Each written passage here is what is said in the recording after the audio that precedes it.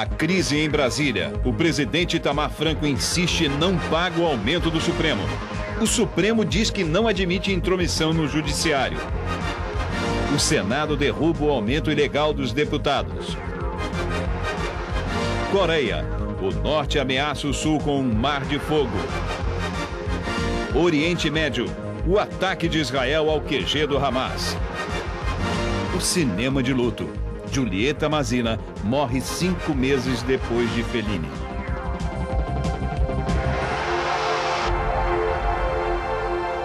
O Senado derruba o aumento de 23% que os deputados tinham aprovado para os próprios salários. E o governo negocia uma nova medida provisória para acabar com os salários de Marajá no funcionalismo. O Senado rejeitou a equiparação salarial dos parlamentares com os ministros do Supremo Tribunal Federal, aprovada na Câmara na semana passada. Mas os senadores não conseguiram resolver outro problema: os privilégios e gratificações de Marajá que foram aprovados para alguns servidores públicos. A medida não poderia entrar de novo em votação porque já tinha sido aprovada na Câmara e no Senado. Uma alternativa proposta foi a anulação da votação, o que está sendo analisado pela Comissão de Constituição e Justiça. Mas a solução pode ser encontrada pelo governo. Há um entendimento, inclusive em todas as lideranças que falaram comigo, no sentido de que o governo baixe uma nova medida provisória, restabelecendo o teto de alguns funcionários. A crise entre o Executivo, Legislativo e o Judiciário provocou altas e baixas nas bolsas hoje. Com a manutenção do impasse, os negócios já abriram em baixa. À tarde, depois que o Senado derrubou o aumento salarial aprovado na Câmara, os negócios tiveram uma reação. Veja como foi o fechamento.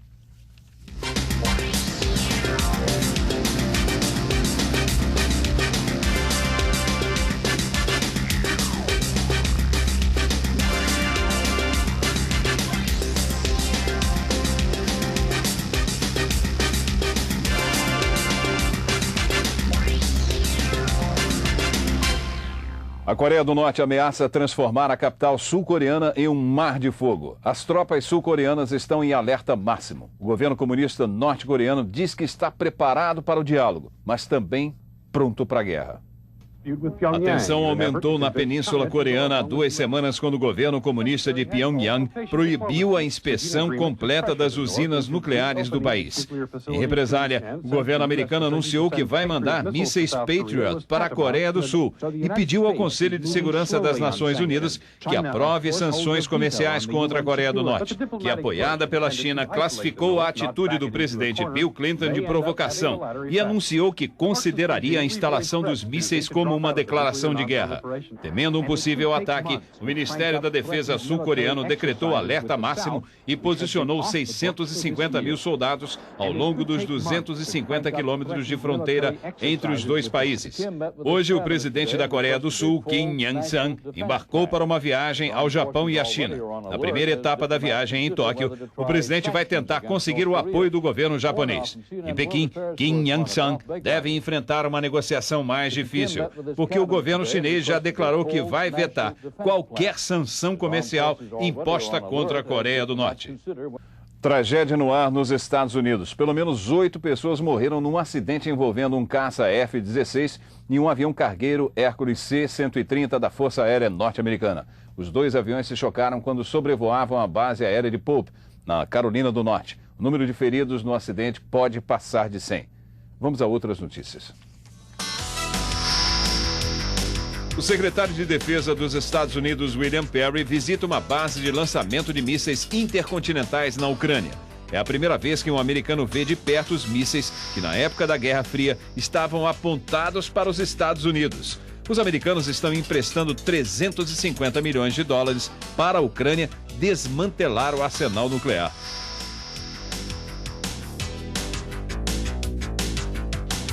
Mil pessoas morreram em conflitos tribais nas últimas 48 horas no Burundi, um país africano. Os conflitos começaram depois de rumores sobre um novo golpe de Estado. Em outubro do ano passado, um golpe fracassado liderado pelos militares da tribo Tutsi resultou no assassinato do presidente Melchior Ndadaye, da tribo Hutu. Os Hutus representam 85% da população do Burundi.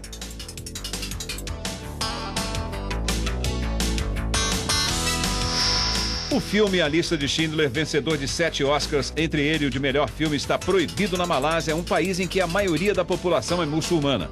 Os censores não explicaram a razão da proibição, mas organizações de defesa dos direitos humanos nos Estados Unidos atribuíram a censura ao antissemitismo. A Lista de Schindler conta a história de um industrial alemão que salvou das mãos dos nazistas 1.200 judeus durante a Segunda Guerra Mundial.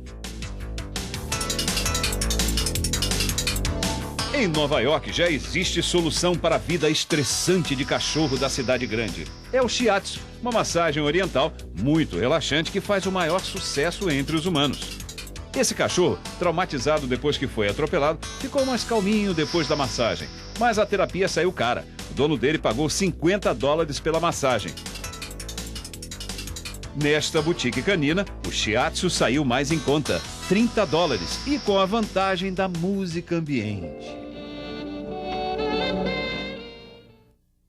O representante dos bancos credores do Brasil, Bill Rhodes, anunciou em Nova York que mais de 2/3 dos bancos aceitaram fechar o acordo da dívida externa. Sem o empréstimo do FMI, que funciona como um aval para os bancos privados, o governo brasileiro se comprometeu a comprar títulos do Tesouro Americano com dinheiro das reservas cambiais. É esse acordo com os bancos que o ministro Fernando Henrique vai explicar amanhã no Senado. Veja agora as cotações do ouro no mercado nacional e internacional.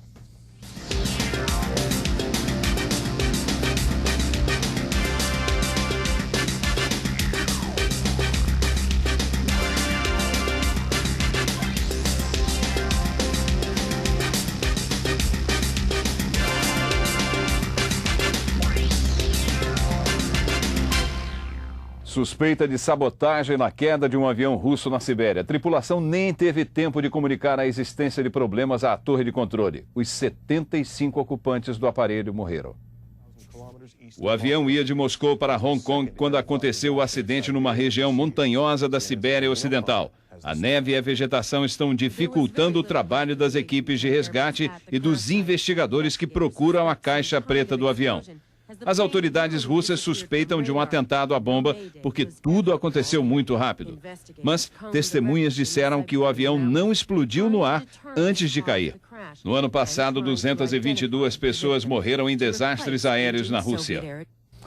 Um escândalo abala a candidatura do primeiro colocado nas pesquisas a 5 dias das eleições parlamentares na Itália. O presidente da Operação Mãos Limpas, Luciano Violante, denunciou o envolvimento do principal assessor do candidato Silvio Berlusconi em tráfico de armas e de drogas. Marcello De Lutri, diretor do Grupo Fininvest e braço direito do empresário Silvio Berlusconi, foi acusado de usar dinheiro procedente do tráfico de drogas. Berlusconi, o maior empresário de telecomunicações da Itália, disse que estas denúncias não passam de intriga da oposição. Mas hoje a polícia antiterrorista italiana resolveu conferir e invadir os escritórios da Forza Italia, o partido do empresário. O escândalo promete intensificar a disputa entre o partido direitista de Berlusconi e o Partido Democrático de Esquerda do ex-líder comunista Achille Occhetto. O governo mudou de ideia sobre a conversão das tarifas públicas em URV. O secretário especial do Ministério da Fazenda, Milton Dallaire, informou que as tarifas só vão ser convertidas depois que o setor privado converter os preços. Exatamente o contrário do que tinha sido anunciado quando a URV foi criada. A unidade real de valor vai valer amanhã R$ 849 cruzeiros reais e 10 centavos. O reajuste foi de 1,77%. Confira agora as cotações do dólar.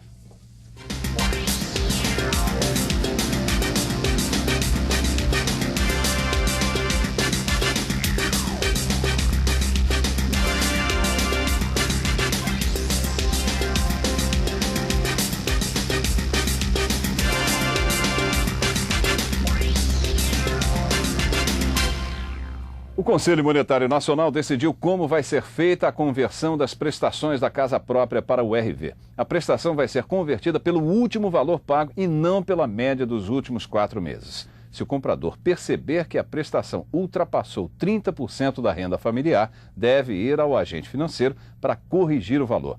Veja agora as notícias que foram destaque no Jornal Nacional.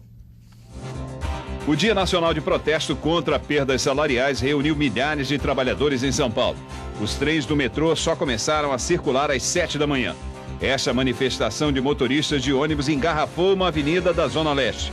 E os metalúrgicos do ABC fizeram uma manifestação gigantesca. Eles bloquearam a via Anchieta que liga São Paulo ao litoral. Em Brasília, os servidores também fizeram passeata. O policiamento foi reforçado e a passeata terminou com uma manifestação em frente ao Ministério da Fazenda. Assaltantes destroem com uma granada a nova blindagem de 2 carros fortes no Rio. Os ladrões fugiram com 40 milhões de cruzeiros reais. O assalto foi em Duque de Caxias, na Baixada Fluminense. Os 2 carros foram atingidos por mais de 100 tiros de fuzil AR-15 que não conseguiram perfurar a blindagem dos carros. Só este ano, 13 carros fortes foram assaltados no Rio. 2 vigilantes morreram e 19 ficaram feridos. Preso no Ceará o fugitivo que tomou Dom Aloysio Loscheider como refém na semana passada. Antônio Carlos de Souza Barbosa foi recapturado junto com outro fugitivo que também participou do sequestro do cardeal arcebispo de Fortaleza. Dos 14 presos que participaram da fuga do Instituto Penal Paulo Salazar, apenas um continua foragido. A polícia do Paraná já identificou 10 pessoas que participaram do linchamento de 3 presos na delegacia de Salto do Lontra, interior do estado. As imagens do massacre dos 3 homens acusados de matar uma enfermeira chocaram os policiais da delegacia de Francisco Beltrão, responsáveis pela investigação. A polícia também abriu um inquérito para apurar se houve falha ou omissão dos soldados que estavam na delegacia na hora do linchamento. Um cinegrafista amador registra a morte de um turista num parque de diversões na Flórida. O turista do Colorado salta da plataforma da corda elástica, mas a corda não aguenta. Veja de novo a cena dramática.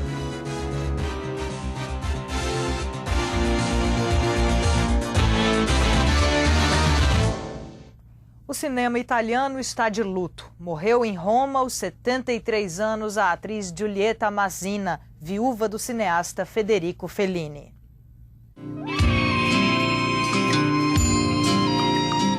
A carreira de Giulietta Masina se confunde com a de Fellini e com a história do cinema italiano. Sempre dirigida pelo marido, estrelou vários filmes importantes como La Strada e Ginger e Fred. Mas foi a interpretação emocionante em Noites de Cabiria que lhe rendeu o prêmio de melhor atriz no Festival de Cannes de 1957. Há 5 meses atrás, no velório de Fellini, o adeus de Giulietta, o companheiro de 50 anos, comoveu a Itália e o mundo todo. Ela estava internada na clínica Columbus, em Roma, há 1 mês. Os médicos dizem que ela morreu de câncer, mas os amigos garantem que foi de saudade. Giulietta Masina vai ser enterrada em Rimini, na costa adriática, junto de Fellini. Giulietta Masina,